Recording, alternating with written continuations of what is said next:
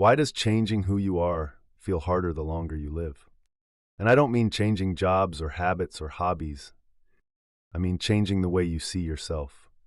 The kind of change where something inside you goes, yeah, no, that's just not me. Most people chalk that up to age. Like identity just naturally hardens over time. I don't think that's it. I think identity hardens because of intensity. Or repetition. Or both. Time by itself doesn't really do much. Experience does. Early on, identity is light. It's loose, you try things on, you drop them, you change your mind without feeling like you've violated some sacred contract with yourself. You're just learning. But when experiences carry a lot of emotional weight, something shifts. A loss, trauma, chronic instability, growing up too fast, being responsible too early, living in chaos, or just repeating the same emotional pattern over and over for years. Those experiences don't just give you memories. They collapse meaning early. And when meaning collapses early, identity tends to form early. Not as exploration, as protection. At that point, identity isn't answering who am I? It's answering who do I need to be so this never happens again? That's a very different question. Some people get there through repetition, same role, same expectations, same emotional frequency, the same story about themselves reinforced day after day. Eventually, the system stops sampling new meaning because the pattern feels solved. Other people get there through compression. One or two experiences so intense, they lock orientation in place.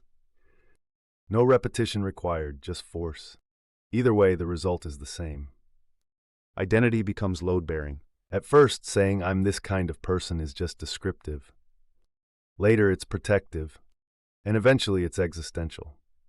By then, changing doesn't feel like growth. It feels like erasing yourself. That's when people start saying things like, that just isn't who I am, or I'd be betraying myself, or I know this logically, but I just can't. And here's the part that matters.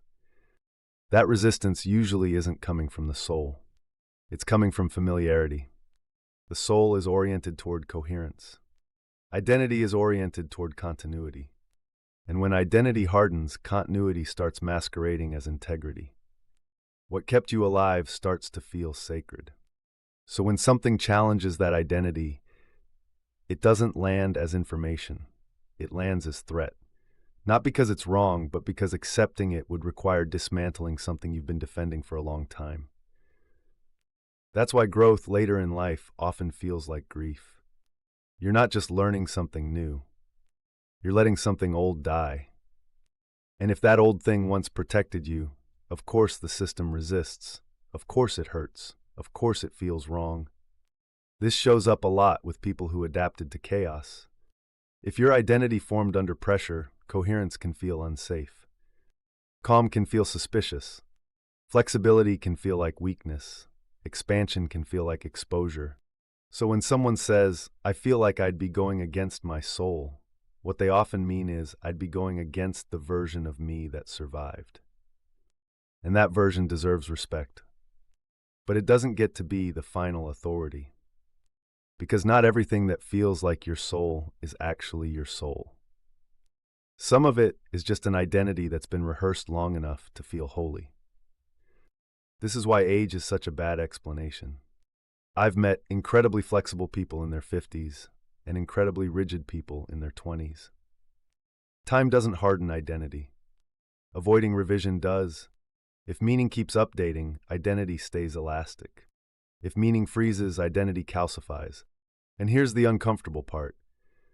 At some point, the cost of staying the same becomes higher than the cost of changing.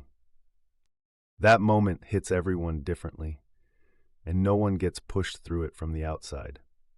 You can't argue someone out of an identity they built to survive. All you can do is invite the question. So for me, the question becomes this: is my identity feel true, or is it just familiar?